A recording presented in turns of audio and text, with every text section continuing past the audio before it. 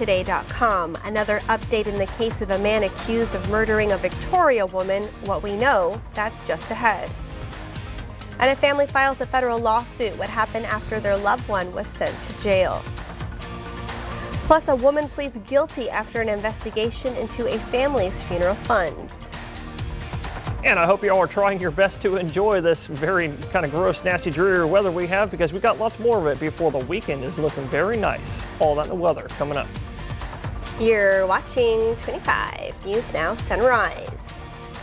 Good morning, Crossroads, and welcome to your Thursday morning. Thursday morning, just a day away from the weekend. That's right. And while it is a little dreary, cloudy, gloomy outside, I haven't turned the heat on yet. I've just been using a little space heater that I moved in and out of rooms. I'm actually right on par with you. I also have a space heater that's sitting in my living room because it has gotten to cool a few times, but not enough for the heater to kick on just yet. But speaking of the cool, it is kind of cool out there already this morning. Starting at the day, looking live in Victoria, it's 58 degrees, and that's out in county. Temperatures in the city are running about 1 degree warmer than that. You can see that on the bottom right-hand corner of the screen. 59 degrees being reported right outside the station right here in Navarro. But the dew point still matching that temperature, bringing us that high humidity 100%. That means we have a little bit of fog out there, but you did just see on the camera, don't see too much of it out there. That's because the fog is still decreasing, lightening up, what I'm meaning, clearing up, because right now we have a front that's blowing in. We'll look at that here in a second, because you can see, like I was saying, patchy fog all around the Crossroads this morning. So if you see any of that, please stay safe if you're hitting the roads this morning.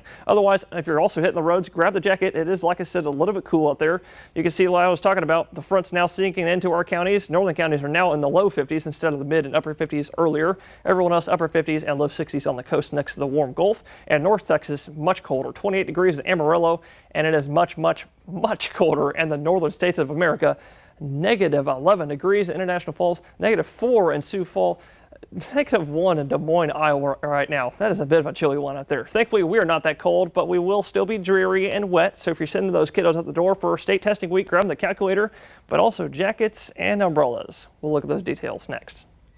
A Matagorda County murder case is once again pushed back. The Fernando Acosta Jr. case has faced several delays since his indictment for the murder of Amanda Johnson in 2021. A status conference set for Wednesday was reset to a later date for a pretrial motion and a trial management hearing. After Johnson was reported missing in 2021, her remains were found in a burned SUV in Matagorda County. The next hearing is a status conference now scheduled for April 1st. The family of a man who died in the DeWitt County Jail is filing a federal lawsuit. Their attorney says 34-year-old Trey Kaiser died in April 2024 after spending the weekend in jail without needed medical care.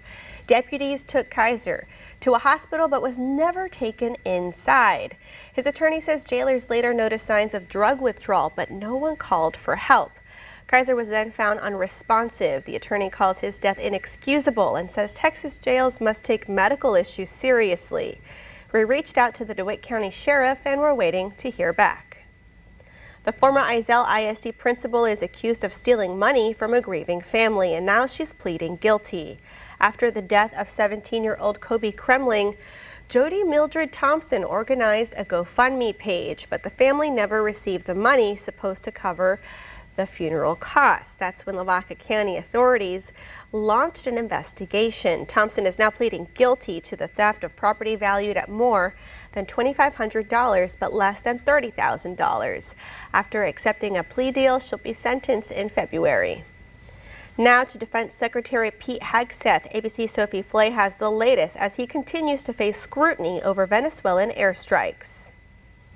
New information provides a clearer picture of the moments after this U.S. airstrike on a suspected drug smuggling boat off Venezuela in September. Defense Secretary Pete Hegseth and the Pentagon have faced bipartisan criticism for launching a follow-up missile strike, which reportedly killed 2 survivors of the initial attack.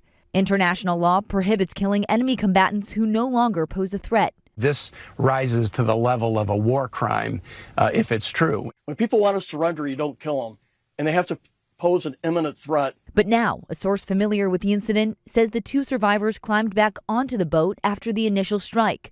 They were believed to be potentially communicating with others while trying to salvage some of the drugs. And because of that, it was determined they were, quote, still in the fight and therefore valid targets. A Judge Advocate General, or JAG officer, was also present, giving legal advice during the strikes. It comes as a Pentagon watchdog releases a report on a previous controversy involving Hegseth, his use of the commercial messaging app Signal. The watchdog concluding that Hegseth risked endangering U.S. troops when he relayed sensitive details about military strikes in Yemen over the app. Sources say the Inspector General found Hegseth shared information classified by U.S. Central Command with colleagues, his wife, and a reporter accidentally added to a group chat. Sources say the watchdog determined if the information Hegseth shared had fallen into enemy hands, troops could have been in danger. Sources say Hegseth refused to sit down for an interview, insisting that he has the power to classify and declassify information. Sophie Flay, ABC News, New York. The childhood vaccine schedule in the United States could soon see major changes. The CDC's Immunization Advisory Committee meets this week. The committee is likely to revise the recommended timing of the hepatitis B shot given to newborns, as committee members express skepticism over the vaccine schedule. The meeting comes as two public letters from former CDC and FDA officials warn RFK and the advisors he's appointed are putting the nation's health at risk. Crossroads High School students competed in a welding competition hosted by Formosa Plastics and Point Comfort. 43 students from 8 area high schools competed in the Welding Cup. The contest included 2 competitions to test skills in vertical open root groove and a pipe groove welding. However, the pipe groove welding surprised students. They didn't know about the category until they showed up to compete. The competition gave students a chance to test their skills and show what they can do in a growing trade. We started in 2019 doing this. Unfortunately, COVID slowed us down. We had a period where we didn't do it for a few years, but now we've started again and really enjoy doing this for our area.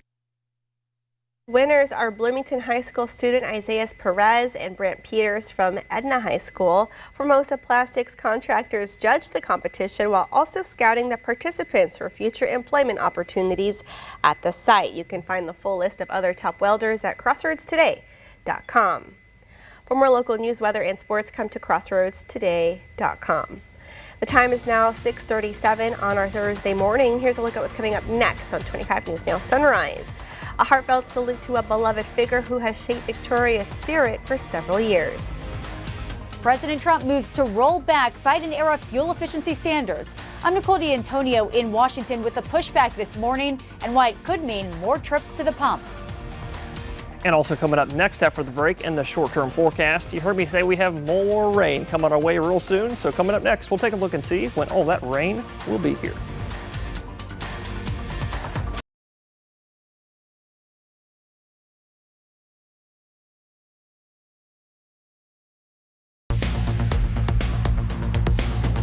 Well, good morning, Crossroads, and happy Thursday, Friday Eve. Y'all get excited because the weekend is almost here, and with the weekend, we got some nice weather finally back in the forecast. And I hope you're all getting excited for that because, well, today and tomorrow, we're still looking kind of gross and dreary out there with cloud cover and rain upon us. You could actually see we already have some rain out there this morning. Looking again at that radar. As promised, you can see all the rain is still heading up into Matagorda Bay as we speak, but we also have a little bit of drizzle happening in northern counties and Gonzales County also up there towards San Antonio as well. So if you're going to be traveling northwest, or I guess north or south or southwest, really just anywhere later today because we're going to have more rain. We'll look at that in a second. Just stay safe traveling because the roads will be a bit wet. But looking at zooming in on the rain that's heading up into Matagorda County, looking at this probably arriving in Sargent, which is right about here, and Matagorda, probably if it's not already raining within the next 5 minutes. So y'all get ready for the rain. And everyone in Victoria County, you can see we have a little bit of rain coming our way as well, probably within the next half hour. So get ready for that. But everybody, like I said, get ready for more rain later because all of this moisture you can see to our southwest is coming our way for the rest of the morning. So timing all that out on your future tracker, you're going to see it hour by hour. Here's 8 a.m. Like I said, all the morning time we'll have a 50% chance, 50, for scattered showers and sprinkles around the area. But that'll last up until about 11 a.m., maybe noontime, because after that, the rest of the afternoon is looking still cloudy, but rain activity should be cutting off. and we'll look cloudy all the way into overnight, of course, as well. Here's midnight. And then tomorrow, Friday, rain chances are back to 50% as early as 4 in the morning because we're going to have a little bit of scattered showers around the area again for most of the day. And behind the front that's coming in right now, like I said, it's going to be a bit breezy later today, so make sure to bundle up because temperatures will be on the decrease all day long. We'll look at that and your weekend coming up next. Yesterday, we had National Signing Day across the entire U.S. and a couple days ago, weekend sports taker Ray Robinson highlighted Ganedo's Sailor Burse and goalie Adrian Anderson for some top signees that kind of committed there early. But also at West High School yesterday, there were 3 top signings in volleyball star Bella Bazell, softball pitcher and Bella Medina that had committed there to Concordia University, Texas. Then West dancer and Ambry Romnowski signed also to Blinn College. So yesterday, I had a chance to talk with Bazell and Medina about how it felt putting that pen to paper. I was very nervous and I didn't realize that it actually happened. And now coming here and signing, I'm very excited, but still very nervous. But I think it's a good opportunity to go and finish my career, and I get to do something I love. I was nervous all day, but knowing that I do get to put that pen to the paper, I'm excited to get to know my team and just be a part of Concordia volleyball, indoor and outdoor. Now, Bazell and Medina are both excited to go there to the next level, and Medina is going to still have to pitch for 1 more year for the Warriors there this upcoming spring of 2026 when practices start up kind of there in early January and then first games in February. This is Max Williams, 25, Deuce Now Sports. We want to invite you to experience our digital streaming service, Crossroads Today Plus. You can find it on your connected TV through Amazon Fire TV, Roku, Apple TV, Android TV. Just search for Crossroads Today Plus. Now to President Trump's efforts to roll back fuel efficiency standards. ABC's Nicole D'Antonio is in Washington with details on the proposal to weaken vehicle mileage rules. This morning, changes coming to the fuel efficiency standards set in place during the Biden administration that reduced emissions and incentivized automakers to make more electric cars. We're officially terminating Joe Biden's ridiculously burdensome, horrible actually, CAFE standards that imposed expensive restrictions and all sorts of problems, gave all sorts of problems to automakers. Auto executives in the Oval Office for the announcement applauding the rollback. The updated policies could mean that the average car will be required to get only 34 miles per gallon by 2031, compared to 50 miles per gallon under the old policy, which could lead to more trips to the pump. Trump says the new rules will protect auto industry jobs and address affordability concerns across the country. Critics argue this will lead to more gas-guzzling cars, more air pollution, and higher prices at the pump. Trump also saying he would revoke emissions waivers for California, which is able to set their own fuel standards under a provision in the Clean Air Act. Governor Gavin Newsom responding on social media saying in part, quote, "Let's call it what it is. Donald is handing the big oil donors exactly what they want, weaker protections for consumers and bigger profits for polluters." The Trump administration claims the rollback on fuel standards is about reducing vehicle costs. However, a recent Consumer Reports analysis looked at fuel standards over a 20-year period and found no significant price increases, even as fuel standards improved. Nicole D'Antonio, ABC News, Washington. Congressman Michael Cloud honored one of Victoria's most beloved figures on the House floor, Brother Gary Moses. Let's take a look. Mr. Speaker, I rise today with great pride to honor one of the most beloved sons of Texas' 27th Congressional District, Brother Gary Moses of Victoria, Texas. For more than 50 years, Brother Gary has been the heartbeat of Victoria and the entire Crossroads region. From teaching at Patty Welder Middle School, voicing radio shows, and bringing joy to community events like the Lighted Christmas Parade, Victoria Generals games, and Toys for Tots, Brother Gary always shows up. At 73, he still shows up with energy and a smile, reminding Victorians that they're all family. Representative Cloud calls him a true example of the Texas spirit. If you see news happening, let us know. Call the number on your screen to contact our newsroom or email us your tips at staff@crossroadstoday.com. It's now 6:45 on our Thursday morning. Still to come on Sunrise, markets are on the move again. We'll tell you what's fueling the market.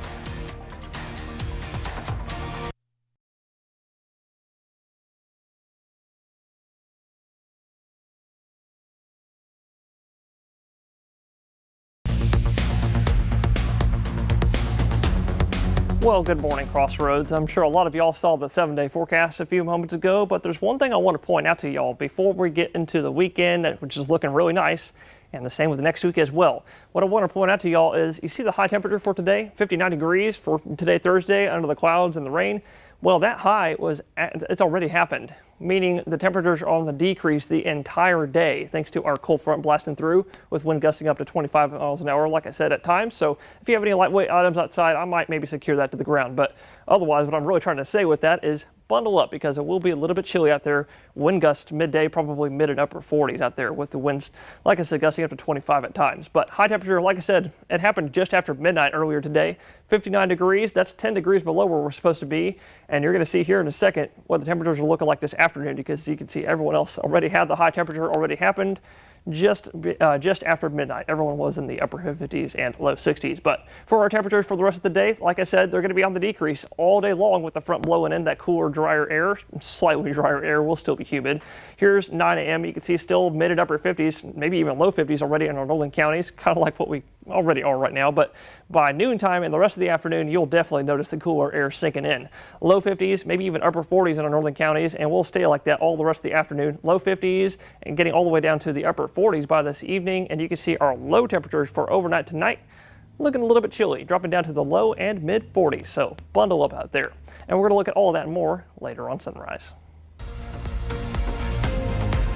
Stock markets again driving higher on hopes that the Fed has one more interest rate cut in the works this year.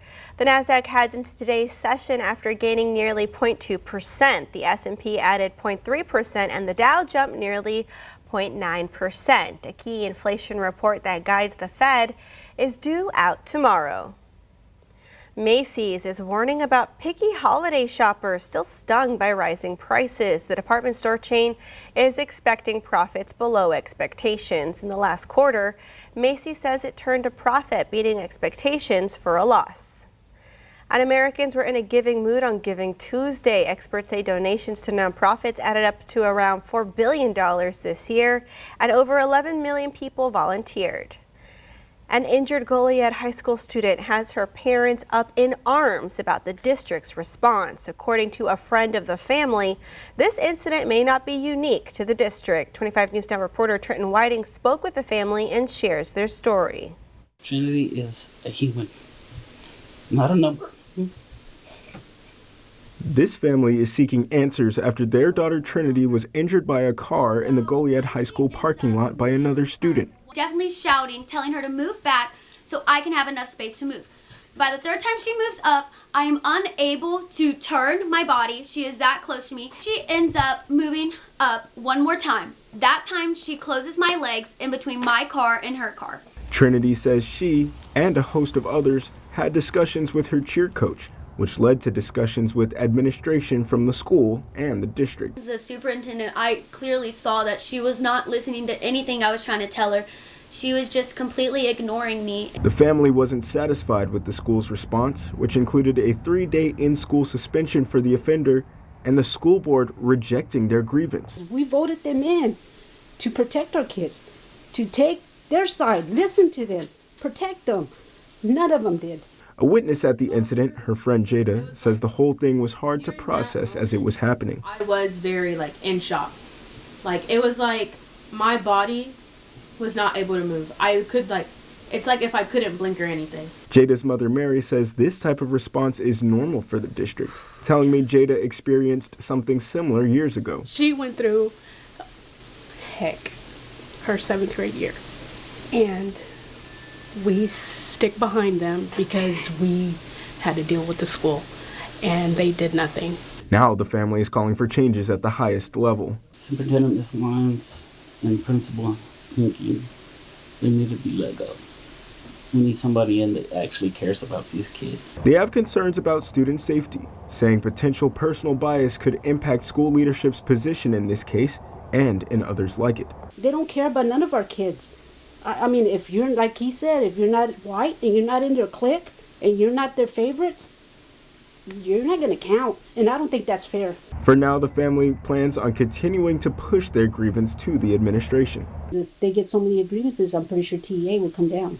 because that is going to be our next step. We are going to contact TEA about the situation. They hope something can be done, but at this point, the damage has already been done to Trinity and to the family's relationship with the district. And if you ask me right now, do I trust them? No, I don't trust none of those school board members no more. Trenton Whiting, KAVU TV, 25 News Now.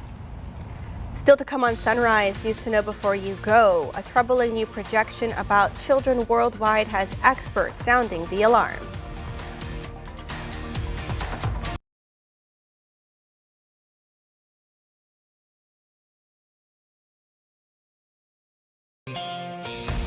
Child deaths worldwide are projected to rise for the first time this century. That's an increase of 200,000 preventable deaths compared to last year.